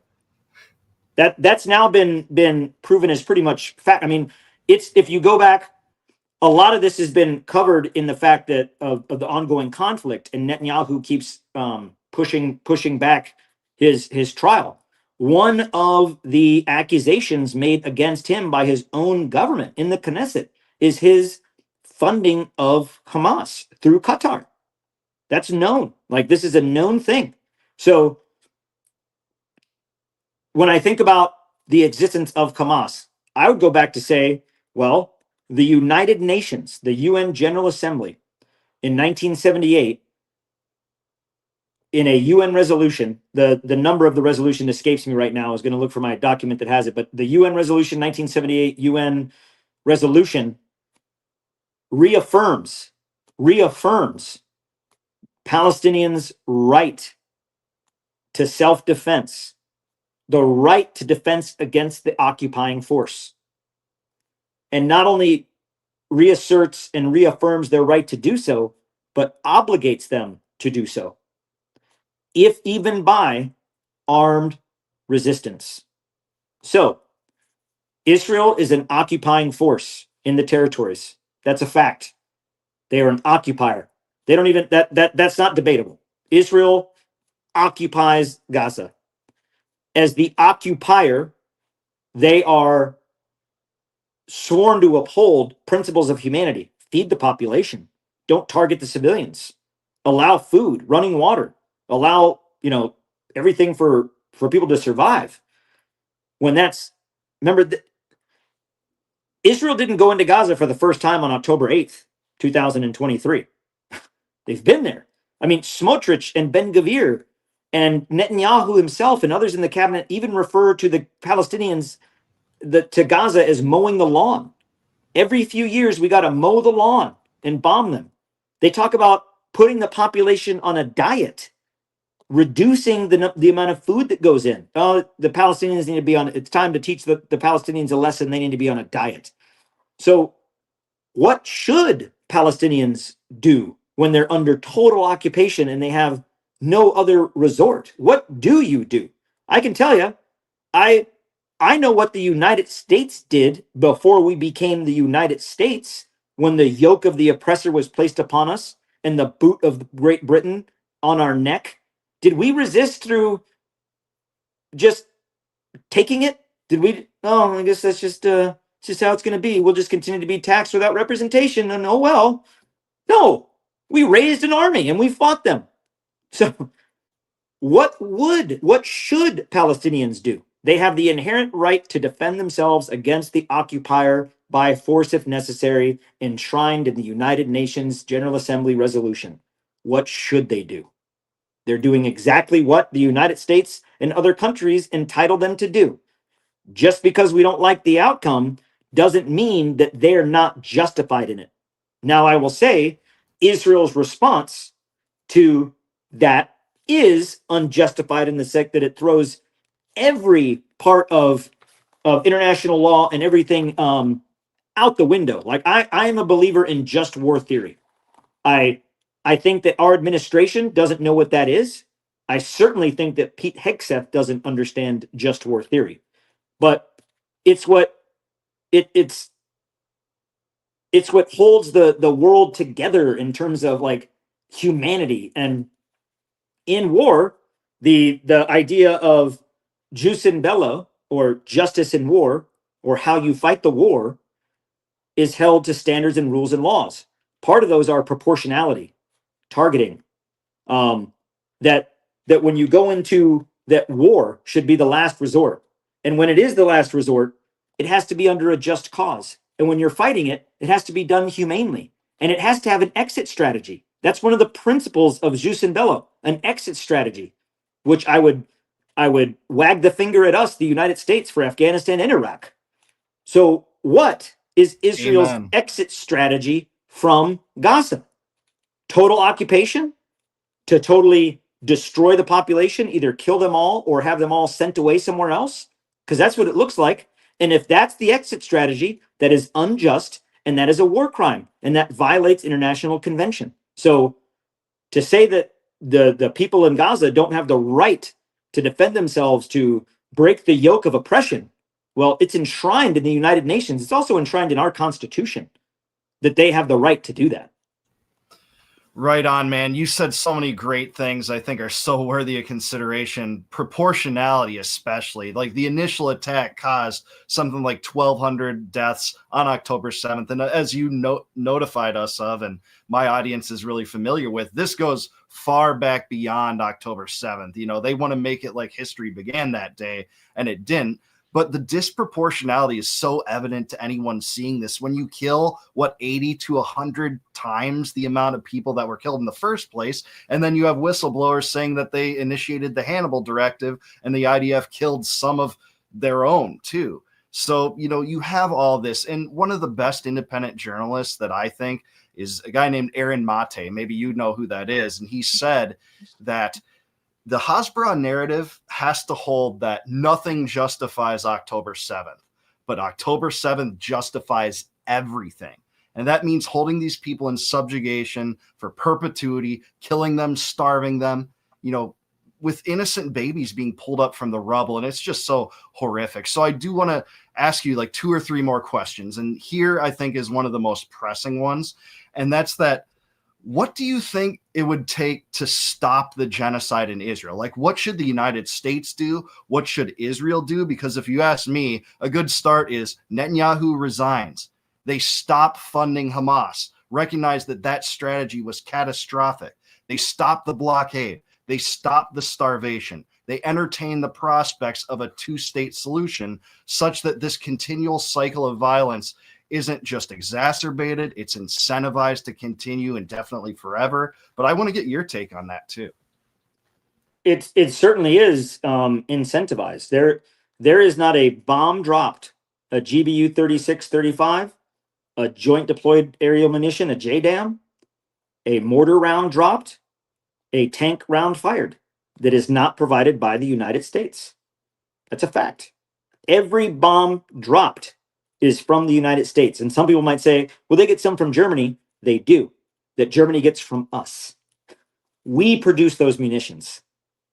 I mean, that's a fact. When you're talking about, in other European nations and the other, former Soviet bloc or the European nations and the munition sizes they use, Israel uses all the same things we do. The F-35s, the F-22s, the bombers, the mortar rounds. Their tank, their Merkava tank, fires a 120 millimeter mortar round. Everything they get, whether it's given to them by Germany or it comes directly from us, is ours. That's a fact. So there are so many levers in diplomacy, which we should be doing. We should be engaging in diplomacy, not saber-rattling warmongering. We should be engaging in diplomacy. There's always levers, most being the economic lever. The other piece being the military lever in terms of the not providing them. That's the HR 3565, block the bombs. Stop giving them munitions. And I've had conversations with congressmen, both reps and senators. I've had this conversation with them and have left them kind of like, I'm like, okay, block the bombs. Why shouldn't we? There are,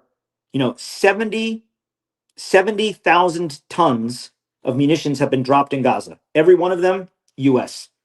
Why?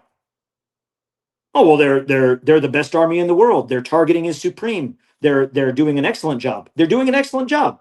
So the hospitals, the schools, the mosques, the buildings, the children, the unit. Well, there's mistakes that are made. If they're making that many mistakes and they are that bad at what they're doing, we shouldn't be giving them bombs.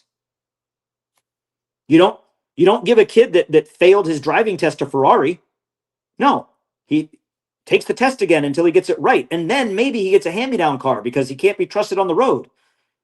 If they're doing it intentionally, if they are so good at what they're doing and they're intentionally blowing up Catholic churches and mosques and hospitals and schools, then we shouldn't be giving them munitions. Either way you cut it, we shouldn't be providing them those munitions. The munitions that we're providing them are not for self-defense. They are for offense in nature. Period. You don't shoot Iranian rockets out of the sky with a JDAM. These things go one way. So that argument doesn't hold water. Economically, we continue to give them so much money.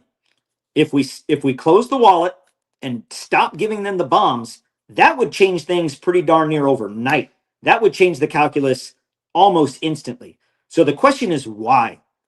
Our government, from the highest level, from the president to the secretaries to members of Congress and the Senate and the House, are compromised. It's either financially compromised because they've received too much money now, they can't back out. Ethically compromised, they got something on them. I don't know. Like they got something on them. Whether it's in the Epstein files, whether it's, you know, video foot, something. They got something on them. Or they are absolute zealots for the Zionist cause, like a Mike Huckabee. Mike Huckabee. You don't have to pay that guy a dime, and he will say Israel first, Israel first, Israel first. And then you got a guy like Ted Cruz who will say Israel first as long as you keep paying him. He's a grifter. He's a scouser. He's disgusting. He's a disgusting human being. I saw him in the Senate hearing that I protested in. He came in early. He was sitting there. You know, he's wearing this pinstripe suit that doesn't fit very well. You think with all that money you make, you can find a suit that fits. Certainly shouldn't go with vertical pinstripes with your fat ass. And he's got like stains on it from lunch. And I'm like, this is a senator? I was like, Did come he on, know man. who you were? Did he recognize you? Oh, he found out that day. He didn't know me then. He found out that day. I'm from Texas, so I'm one of his people. So I was like, Okay. not one of his people. don't mess with Texas. And my you know, so many people in Texas despise the guy. But anyway, you know, that's the type of people we have in the Senate. They're either compromised financially, ethically, or their principles. They're actually believers in that Zionist mindset, or all three. It could be all three. Some people I think are compromised financially and ethically, and they also believe in it. So it's a triple whammy. Because some of these folks, you talk to them, it's like you're talking to someone that's brainwashed, like Tom Cotton from Arkansas. When you talk to that guy, it's like, am I talking to a human being? You're like, hello, is anything in there? Like, it's just, he just recites a narrative on repeat. So there is so much that we can do. The United States of America, there is a lot we can do. It's a matter of, will we? And that's what scares me, is that there's so much that we can do. Israel is not a good partner. Having them as our partner is like your buddy that goes into the bar that when he gets drunk fights everybody. And when he's done with it, he doesn't pay the bar tab. So you have to come back the next day and apologize to everybody and pay his bar tab, not because he'll get kicked out, but because you won't be welcome back anymore, and you're not willing to go to the bar without your friend, who's not a good friend. Not a good friend. Israel is not a good ally. In fact, they bomb and threaten people that are good allies, like Jordan, Qatar, Bahrain, Saudi Arabia. I mean, where we could have good Arab coalition partners, and yet we trash it over Israel, who gets into a fight, who we have to go bail out every time. Mark my words, before Christmas, the United States will be dropping bombs in Venezuela. Calling that. Before Christmas, we'll be dropping bombs inland Venezuela. Maybe on the brink of war if we can't diplomatically talk our way out of it. 2, Iran or Israel is going to start something up again with Iran, and they're going to bite off more than they can chew, because Israel is going to be tired, or Iran is going to be tired of playing. I was in Israel during the 16 days of the war, and Iran fired a lot of ballistic missiles, but they didn't break out their good stuff. So if Iran actually does decide to go after it, like I think like Israel was firing off like the equivalent of $3 billion a day in defensive munitions, like that short, small scale war cost Israel over $30 billion. Who do they get that from? They get that from us. So when Iran decides, you know, if they started up with again with Iran, they're not going to be able to finish it. And who's going to come in? Us. So before Christmas, I foresee we will be dropping bombs in Venezuela, and Israel will be saber rattling and potentially already at war with Iran again, because they can't help themselves. Yeah, I mean, it seems like such a reasonable prediction, and it just stinks that we're talking about another potential regime change operation on top of the proxy war in Ukraine and on top of the Israel first mentality and genocide. Like, what are we thinking? And when you think that Trump, I don't want to get too political if you don't want to get too partisan, but Trump's, you know, electoral victory was secured to some extent on the fact that, these neocons have dragged us into the abyss in terms of foreign policy.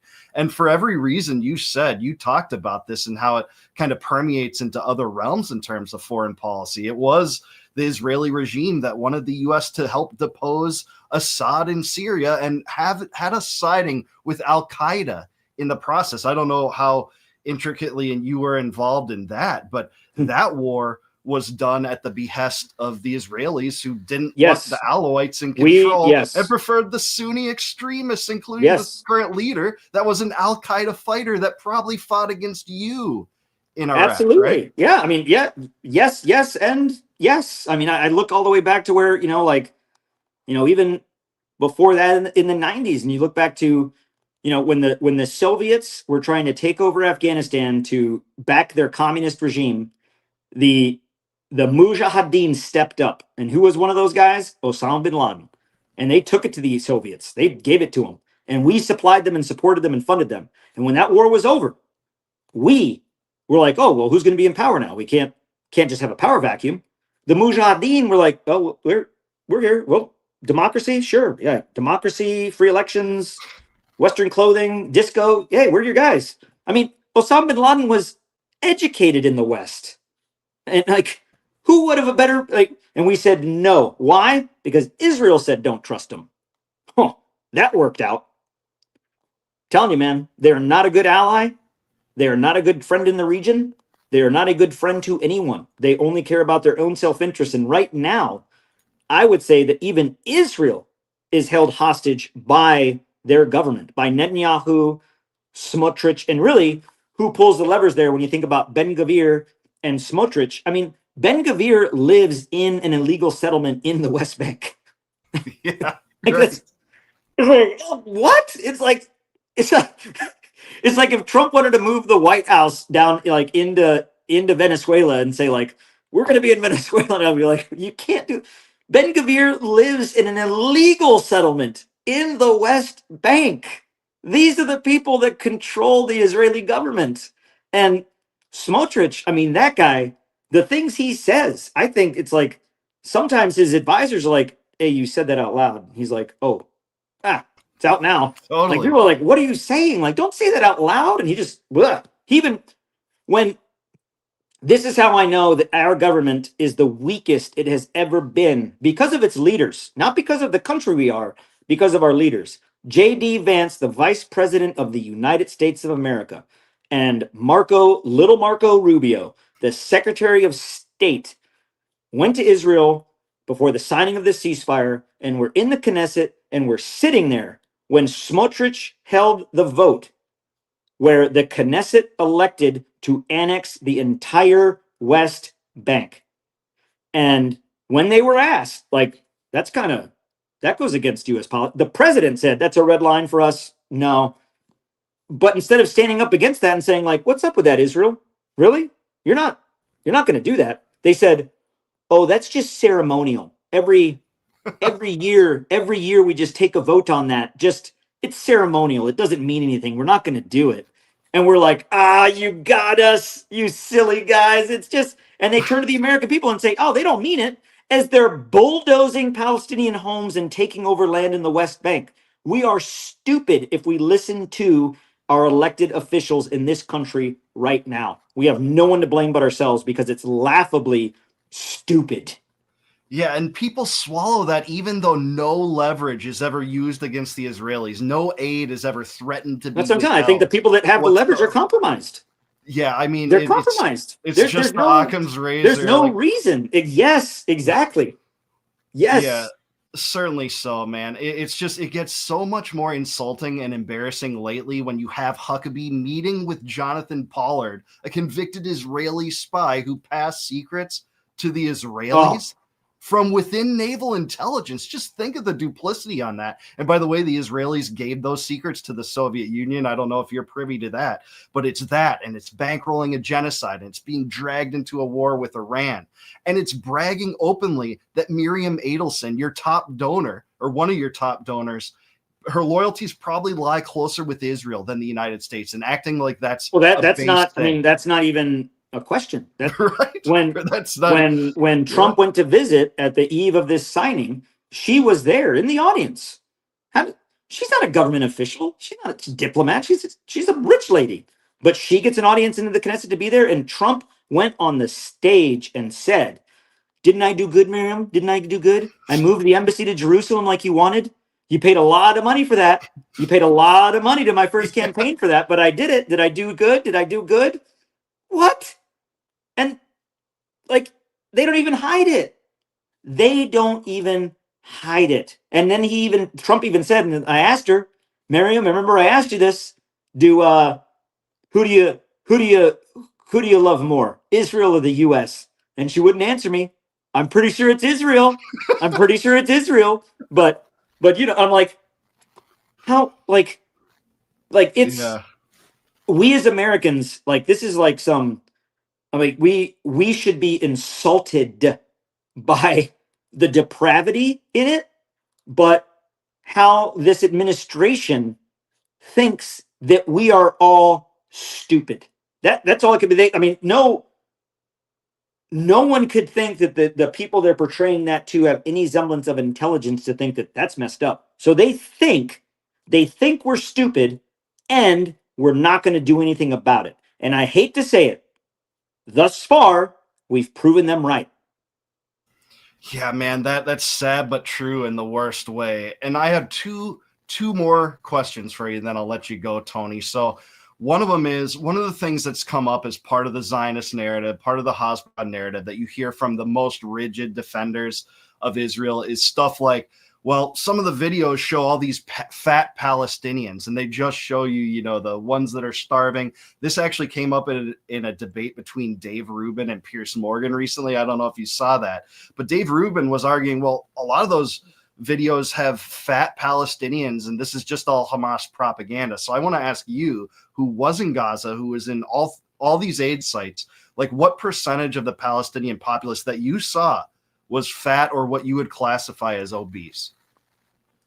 I'll tell you, like, I've seen those videos too, where they say, oh, look, this guy, you know, look, he's fine. He's obviously eating plenty. And from my experience in Gaza, now, mind you, I was in the South and in the Central. I never saw a quote unquote fat Palestinian.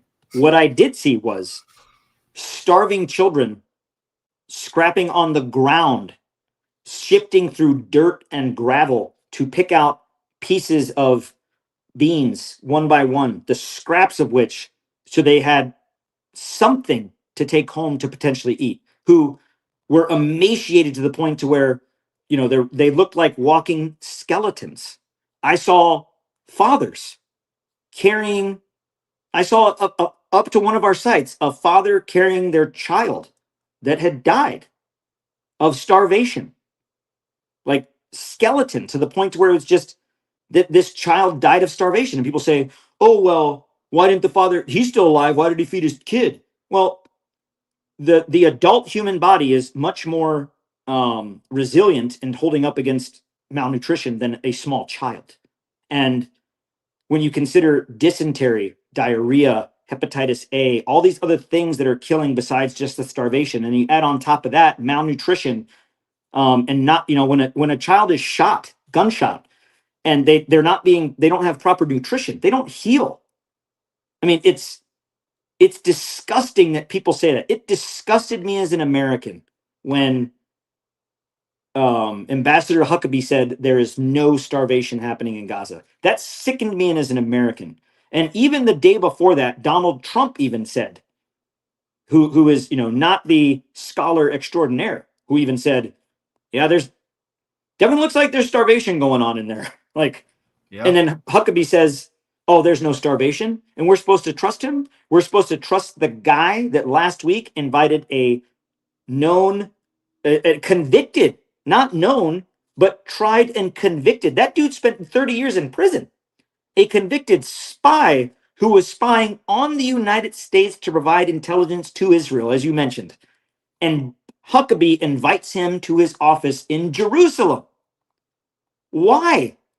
That dude should be fired and put on trial for treason. There is something wrong if we, the people, put up with that garbage. So Like I said earlier, I think this administration is entitled and arrogant to the fact that we're all stupid or we're not going to do anything about it.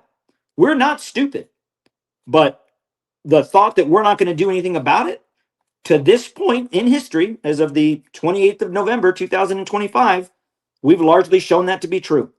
We won't.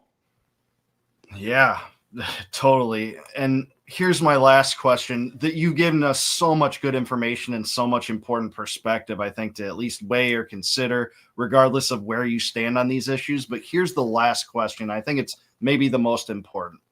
Why should Americans care about what's happened in Gaza and what's happening in Gaza? Is it just humanitarian? Is it our foreign policy? Is it the debt that it incurs? Is it the inflation? Is it spilling over into domestic affairs and calls for censorship now? Like, what are the areas in which you would say this is the reason, above and foremost, why Americans should care about this? There are many, but the one that I'll highlight to what concerns me the most, that keeps me awake at night, that scares me, and I mean it, scares me. Consider the factors that are what's going on. After Israel struck Qatar, Saudi Arabia went into a security agreement with Pakistan. No one would have ever saw that coming. You couldn't try to make that happen with all of your best diplomats. That happened because Israel bombed Qatar, and the rest of the Arab world saw that and said, the United States cannot be trusted.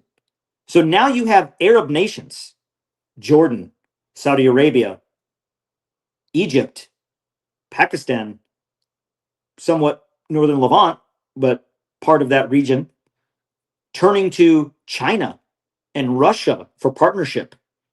Because one thing that China and Russia will show you is that, man, they may be on the wrong side of history, but at least you can, I mean, look what happened to Assad. When Assad, I mean, nobody wants to be Assad's friend, and Russia, swooped in and took him out and said, we got you, buddy.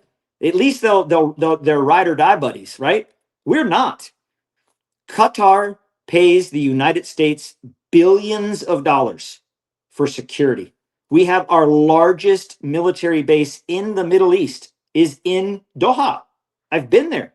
The headquarters of U.S. Central Command Forward is there. We stage out of there, and Qatar gives us discounts on oil. They pay us. They allow us to have our base there. They allow us to control all their stuff. Why? Security. Guarantees that Israel won't do that. And when that happened, even Qatar is kind of like, you're under the spell of this bad girlfriend, America. We can't trust you. So Saudi Arabia signing in a security agreement with Pakistan is a big deal, because now Israel, with the big threat of Iran all the time, nuclear power, nuclear power, nuclear power. Well, Israel just backed Saudi Arabia into going into a partnership, backing them into the wall, so to speak, into a partnership with Pakistan, which is the fifth largest military and the third largest nuclear power in the world. Pakistan's got a ton of nukes. They've been the closest to using them also with Pakistan and India. And they've applied for BRICS membership too. They've applied for BRICS membership. So when you look at these coalitions that are going, there is no doubt in my mind on the path that things are going in Gaza and in the West Bank, that Israel will not stop of their own accord. If it continues the way it is, not years from now, but soon, this has all the ingredients of a pre-World War I Europe. Just takes one shot. Of a pre-World War II America. It just takes one incident. We're at the precipice of an igniting incident. And when that draws us into a war, it will be Israel versus Lebanon, Egypt, Jordan, Syria, Saudi Arabia, Pakistan. Russia's probably going to come in to support Syria. You're going to have others coming in. Perfect time for Iran to join in, finally get rid of Israel. And who is going to back Israel? We will. The United States. And that is a horrible alliance to be in. when Americans think about the wars we have fought for the last 20 plus years, Afghanistan, Iraq, Syria, just considering 2 days ago, the National Guard soldier that was killed in the streets of Washington, D.C., the United States has earned and has enjoyed dominance in the world militarily. We do not have the appetite for casualties to that level. Russia does. China does. Arab nations do. They have fought wars at high cost. We do not. When we go to war with an alliance of those nations that I just listed, whether it's all of them or some of them, these nations have fifth generation fighting aircraft that can match the F-35 and the F-22. They have air defense assets. They have surface to air missiles. They have navies. They have land armies. They have the capability for what's called parity. The United States will not enjoy air superiority or air dominance in the initial phases of a war, if ever, in this part of the world, if they align against us and we're backing Israel. Americans will come home in flag-draped coffins in thousands, not a couple hundred a month, like in the height of Iraq, Afghanistan, where we could barely take it. Thousands. An aircraft carrier sunken in the Gulf, 5,000 dead. An jet shot down by the dozens, losing aircraft and strategic assets. The United States is in for a rude, sore awakening. However, it's not too late. It's not too late. I mean, even right now, Turkey is a NATO ally. The fifth largest army in the world, also a nuclear capability. And they have been saying, we'll go into Gaza for this, to support, this peacekeeping. And Israel said, nope, can't come in. It's going to get to a point to where the world gets tired of Israel's crap. And when they decide to go to war, because nothing else is working, the United States is their only ally. And it's going to be costly. It will be, look, the United Kingdom has already stopped sharing intelligence with the United States and the global South because we continue to bomb boats off the coast of Venezuela with no justification, with no jus ad bellum, the justice to go to war. The United Kingdom stopped sharing intelligence with us. That's huge. If Americans can't get their mind around that to see where the tea leaves are starting to lie, it's going to be a whole lot of the world versus us in Israel. And man, it ain't going to be pretty. Americans are going to have to wake up to the fact of waking up to their morning news and seeing 300 to 400 dead Americans in one day, thousands of Americans dead in one strike, because that's what we're facing. World War I, World War II numbers of death.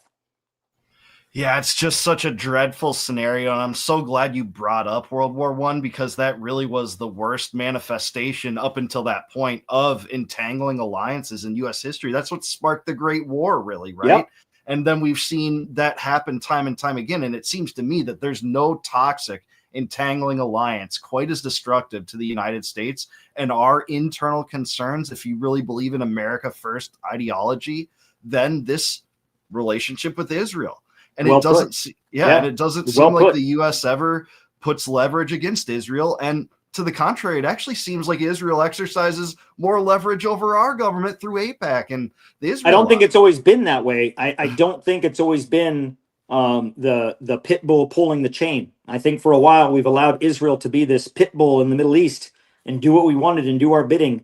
But they've broke the chain. They snapped the chain, and now we are the once handlers saying like, oh shit, oh don't bite me, like, oh, and that dog has got a lot of stuff on people. Like, it frustrates me to no end to know that our world and our nation is being dragged in the direction it's being dragged in because Donald Trump or Pete Hegseth or Marco Rubio or Jim Risch or Huckabee have some hard on for religious zealousy, or they're compromised because they got embarrassing stuff of them doing something in the Epstein files. Like, it frustrates me to no end that our country is being held hostage by the unethical immorality of doofuses.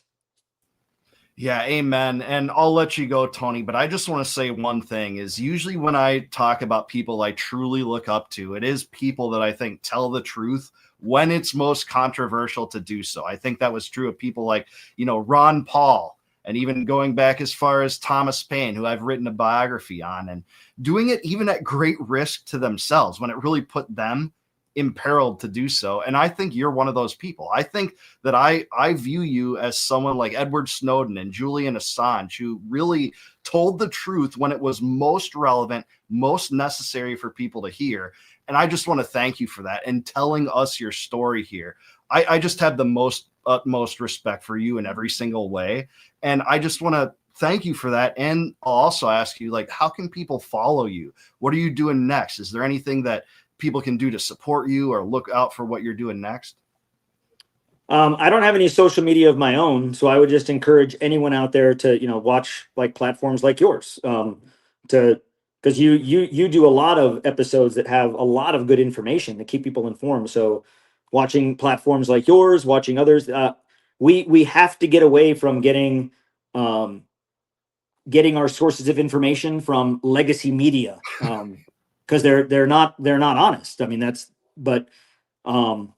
but so what I'll be up to next week, I'll be in DC again, meeting with some members of Congress to talk block the bombs, but also to thank some of them. As all of you may have known, Mohammed Ibrahim was released yesterday, early this morning / yesterday, which is great news. Mohammed Ibrahim is a U.S. citizen. He is not a dual citizen or not or an immigrant citizen. Excuse me, he's a dual citizen, but he was born here in the United States. He was born in Florida, and for months, activist groups have been going to Congress and speaking with the representatives and the senators from Florida, bringing this up every week, and it makes a difference. It pressured enough to where the United States believe me, Israel did not release him out of the kindness of their heart as a early Thanksgiving gift. That is not the case. They were pressured. And that came from Americans holding their elected officials accountable. So it works. You're not going to get a result overnight, but it works when you stay persistent. Mohammed Ibrahim is an example of that. And I'm so glad that he is free and he is released. That is an American. And so I'll be up in Congress talking to some, thanking them for that, because I think it's good to also follow up with congressmen, not just to complain, but to also say, thank you for your courage. Thank you. Like, we stand with you. We stand with you in your courage. Thank you. Because that they see that people are behind them. They're human beings, just like us. And then I'll be going, I'll be up in DC all week, and then I'm taking a flight over the weekend. I'm actually going to the Netherlands, to The Hague, to testify in a tribunal as part of South Africa's case against Israel for the genocide conventions. So I'll be providing one of the many of eyewitness testimony to those specific war crimes, but also attaching the GHF into that as a complicit agent within that genocide, not only with the starvation piece, but the also shooting at civilians. So I'll be going there, and then I'll just I'll keep sharing my story with as many Americans that want to hear it, that want to hear the truth of what's going on. And from my perspective, I have no political leanings in this. I'm not running for office. I'm not on a book tour. I'm not plugging a podcast or trying to get follows or platforming or monetizing. I'm just an American that witnessed something that I have the duty to inform other Americans of, that weren't there to see it. So I hope that that's the voice that people see, that I care about America deeply. I care about you. I care about me. I care about our children. I care about our families. I care about our future. A future America in constant war, especially in wars that will become ever increasingly more costly, is not good for it doesn't make us more secure. It doesn't make us a better nation. And I only want the best for our next generation. And we love you for that, Anthony. Thanks so much for your time here. Thanks for your courage. Thanks for speaking out. Keep up the good work. We're with you. You're in our prayers. You're in our thoughts. You are a friend of Liberty Vault. You're a friend of this podcast. You're a friend to me. You got my number. If you want to contact me, reach out. I'll do whatever I can to help you. And thank you so much. We'll be in touch, and I'll keep you updated on things as I go. But thank you for your voice and for your platform and for your courage too. And we'll be in touch, man. Absolutely, man. Thank you so much. I can't believe I'm doing this to close out the program with Anthony Aguilar on it. But if you watch the program, you know how we close. It's the Liberty Vault slogan: no more war, no more debt, no more inflation, and no more empire. So peace out, guys. Thank you, Anthony. Have a good one. Thank you. Guys. Take care. Take care. God Appreciate bless. it.